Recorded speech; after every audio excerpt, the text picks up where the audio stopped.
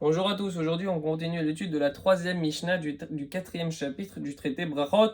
On commence. Rabban Gamliel Omer, Rabban Gamliel il dit Bechol yom mitpalel adam shmone esrei. Tous les jours, un individu il a l'obligation de réciter donc la qui était composée à l'époque de 18 bénédictions. Je vais expliquer pourquoi j'ai dit à l'époque. Donc Bechol yom mitpalel adam shmone esrei, donc tous les jours il prie la entière. Rabbi Yehoshua, Rabbi Yehoshua il dit non, pas besoin, mais En Shmone Esrei, il peut réciter le condensé des 18 bénédictions. On va expliquer qu'est-ce que c'est.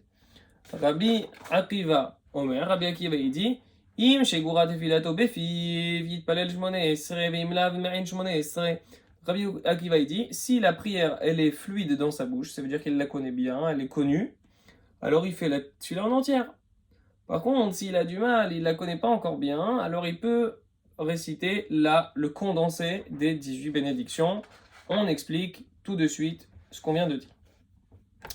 Donc, Me'en Shmone Esrei, qu'est-ce que c'est Me'en Shmone Esrei explique le Barthénora, It de Mefarche Bagmara. Il y en a qui ont voulu expliquer dans la Gemara.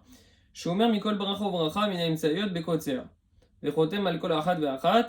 Donc, on fait référence ici à un résumé des 3 moins 3 ça fait 6, 18 moins 6 ça fait 12, donc des 12 bénédictions intermédiaires, plus une. Donc certains parmi les sages de la Gemara, ils expliquent que il faut alors dire les parties introductives de toutes les bénédictions intermédiaires de manière raccourcie et dire à l'issue de chaque partie condensée la bénédiction de circonstance, tandis que d'autres sages, ils ont dit qu'il faut réciter en lieu et place des bénédictions intermédiaires le texte appelé Avinenu. Donc j'explique, c'est pas clair du tout là, je vais expliquer.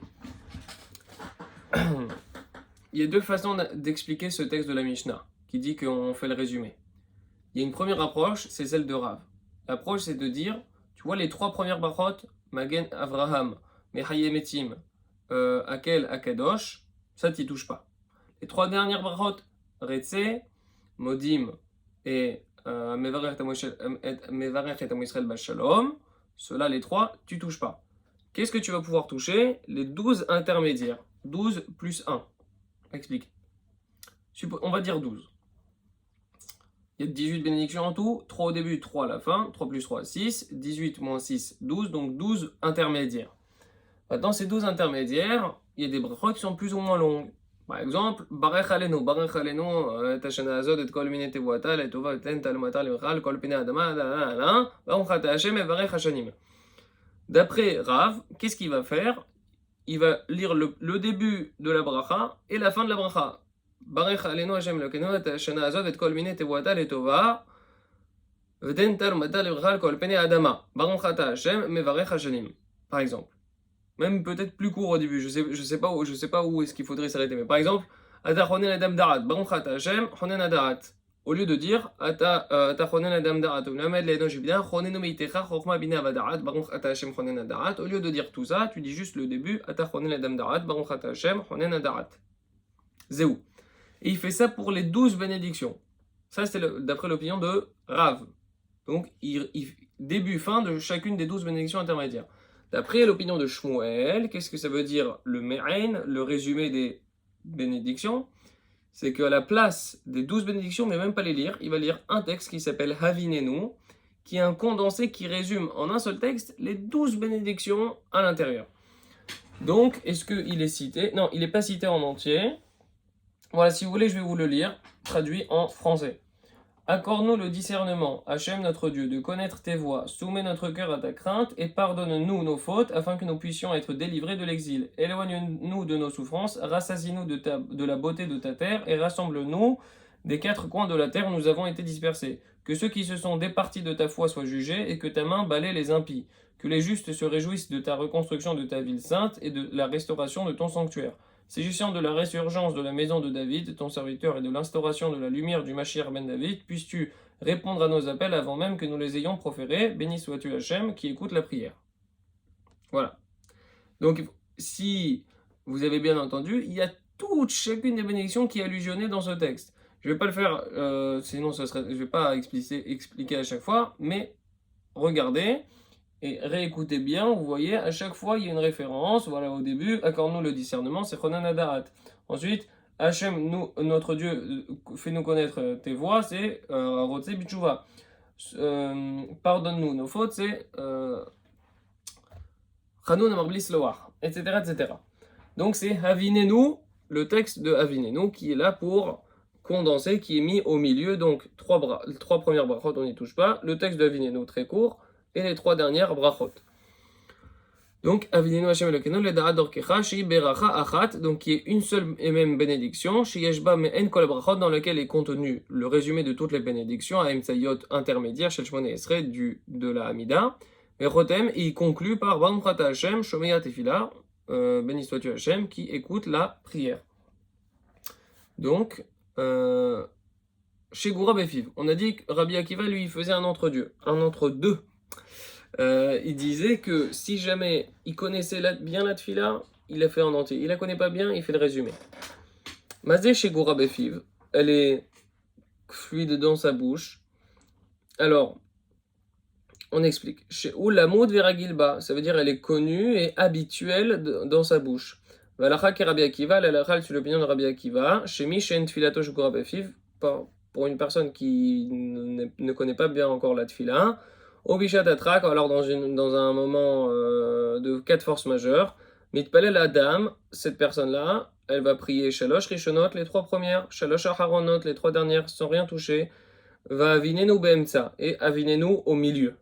Shimen Kolaimtseyot, qui est le résumé, le condensé de toutes les bénédictions intermédiaires, Chutz Mimot Akshamim, à l'exception des.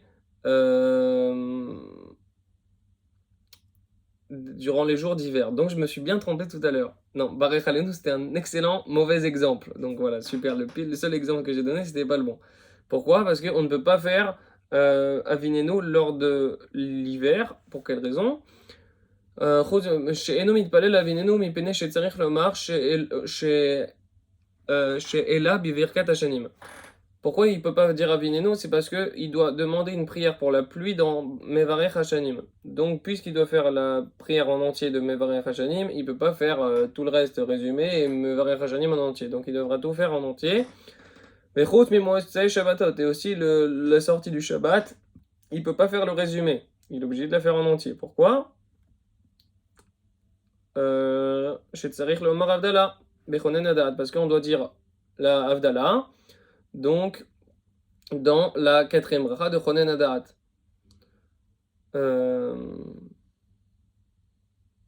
Atachonantanu, donc. Le texte de Atachonantanu, on doit le dire dans la bracha de Atachonen Adam Da'at, et par conséquent, on est obligé de faire la tfila en entier, quand on est soit en hiver, soit en Avdallah, et a fortiori en Avdallah en hiver.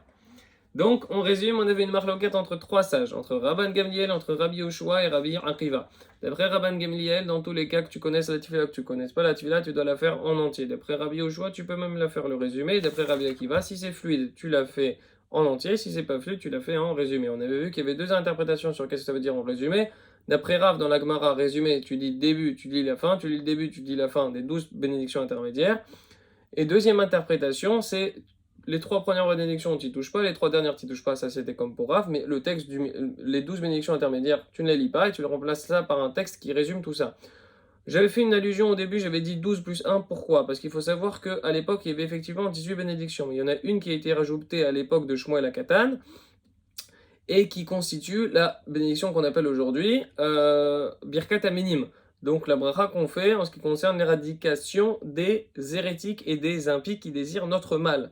Donc, Baruch Ata Hashem, Shover Oyevim, brise les ennemis, ou Machniya Azadim, et écrase les scélérats.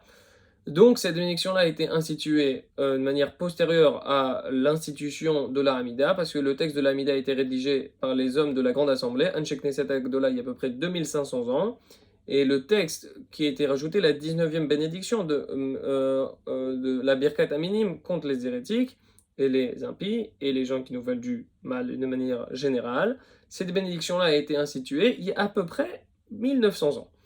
Donc, on a, malgré tout, on a quand même continué à appeler le texte de la Hamida Shmone Esrei, le 18 bénédictions, le texte des 18 bénédictions, parce que tout simplement, à l'origine, il n'y en avait que 18, mais de nos jours, depuis à peu près 2000 ans, il y en a 19. Voilà tout, Chazak Baruch, bonne journée et à très bientôt.